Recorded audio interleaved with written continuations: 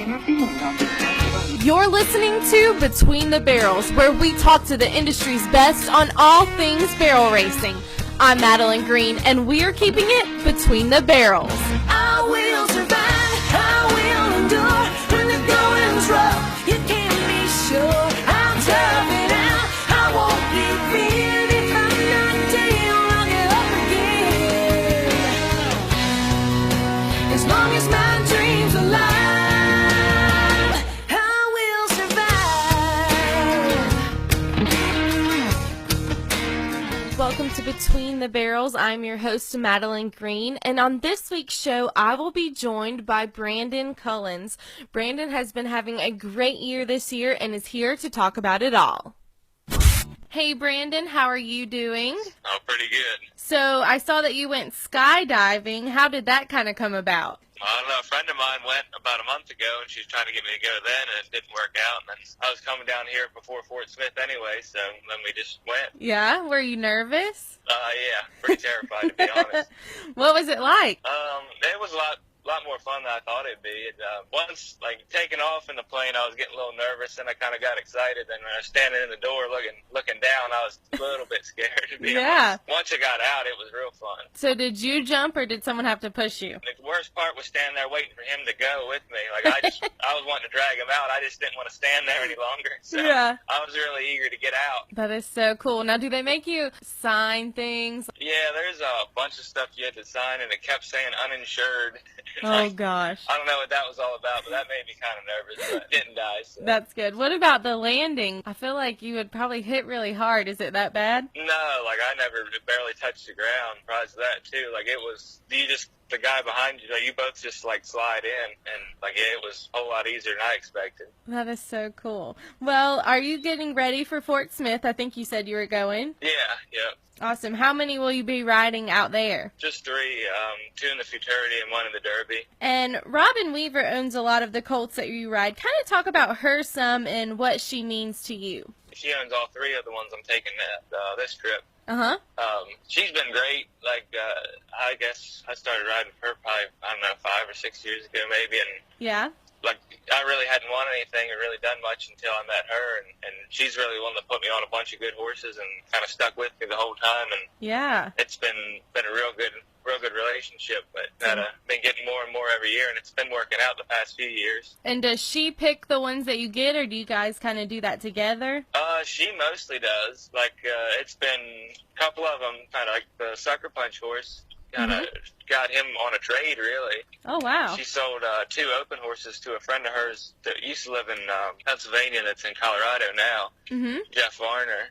He had him, and he bought 2 open horses for his wife and then traded him as a 2-year-old in. Oh, wow. So that's kind of how we got him. And then once he started riding really good and doing good, he had a Blazing Gentilina out of the same mother. And so Robin bought that and a full sibling just because of him. But she's picked out all the most of them. And then this year, this set of 3-year-olds is a bunch she's actually bred herself. Oh, cool. So we have 4 3-year-olds for next year, and one's an epic leader out of her mare that Jolie won Fort Smith on the Fab Smith to Fame. And then she's got a Dash to Fame out of an older rodeo mare that she had, and then she has a Dark Kelly out of the mother to Misty, the Mist of Fame, and that one that Kelsey's been winning on, that Kelsey Luchan's winning on. But, that's pretty cool. Yeah, she bred all those 3. So. Yeah, so you guys have some future prospects. Yeah, she's got some for the next few years anyway. Yeah, that's always good. Now talk a little bit about your training process. What are some things that you kind of think are important when training those younger futurity colts? Don't overdo it. Kind of let them find their way is really what I found the most. I tried to make them do stuff for a while, and that never works. I kind of learned that you just kind of keep showing them and find out what works for them, and you kind of just keep trying it and make it easy on them, and that seems to be what's worked best for me, and they've gotten pretty solid for me that way. Yeah. Do you focus a lot on the barrel training, or? I'd say it's a pretty good mix. I ride a lot on the barrels, but not a whole lot too fast, and not a whole lot once they kind of get the idea and you kind of feel like they go in and they know to turn, I'll probably only take them through a couple times, slow working them a couple times, 2 or 3 times, and then go off and ride down out in the field or ride out down the trails or something, or just lope circles. Yeah.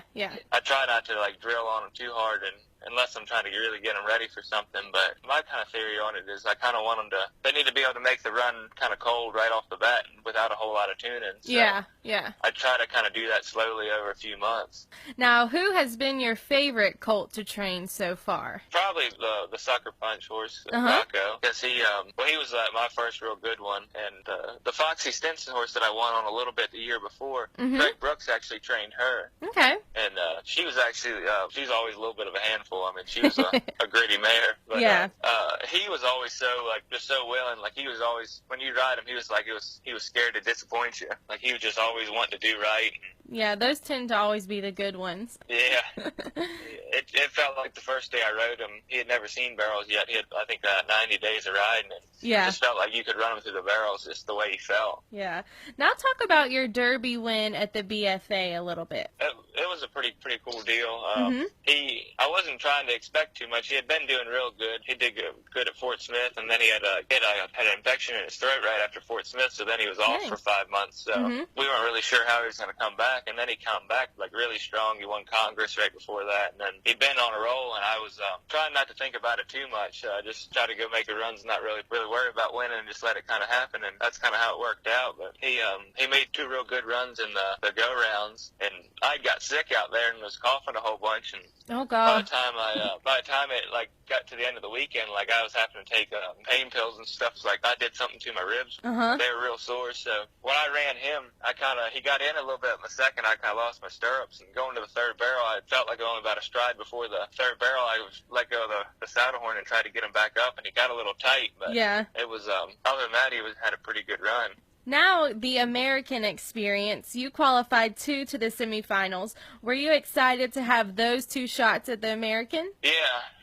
I was. It's funny, actually, the 2 I qualified on, I didn't end up running. I liked the Foxy mare. We ended up selling her in January. Okay. And then the Black Filly, she ended up getting hurt, so we couldn't run her there. But so I used Rocco, which I was going to use him the whole time anyway. He's the one I feel the best on him. Yeah. And then used Robin's mare, the Fab's Mr. Fame mare, which actually she's the one that got me back to the performances. So she was a lower one, and Rocco was a mid one, and he was just out of it, and she just got in. So it worked out pretty good that way. Yeah, and obviously the environment is a lot different than the futurities. Did you feel like it affected you or your horses at all? They seemed to handle it real well. I was kind of worried about it. But, yeah. It was kind of exciting too. It was yeah. real loud and all that. It's nothing like I've ever done before. Yeah, it seemed like Rocco, he handled it real well. It didn't seem like it bothered him at all. That's good. So you realize you're going to make it to Texas Stadium. What was your approach? It's kind of a different setup, and it's a huge platform. So mentally and physically with your horse, how did you kind of approach that? I really didn't change anything, to be honest. Okay. Just try to treat it like any other run. Whether it's a jackpot or the American, I want to win. So yeah. I figured that really doesn't change. True. But yeah, I didn't do too much different. Just did everything I wanted or normally would do, and it was. I mean, I was excited to be there, and it was kind of a cool deal. So it was cool going in the stadium and stuff like that. But, I bet. And so you hit a barrel to win the American. Did you cry? No, it didn't really sink in till like a day or two later. I was like, man, that's kind of rough. I think I would for sure cry. But, yeah, Robin's uncle was at her shop not too long after that. He was talking to her. He doesn't know much about horses or anything, and he was talking about that. He said, I don't think I've ever made a mistake that cost me $400,000. I know. Not many do. You put it that way, it is kind of rough. But yeah. It was fun to be there and just be able to be competitive and stuff. So I was happy about that. Yeah, of course. And do you think that you're going to try again? Yeah, I think so. As long as we still have the horses and they're going good, we'll try. I mean, it's a good deal. We made decent money there, so it's good. Hard not to go back. Yeah, of course.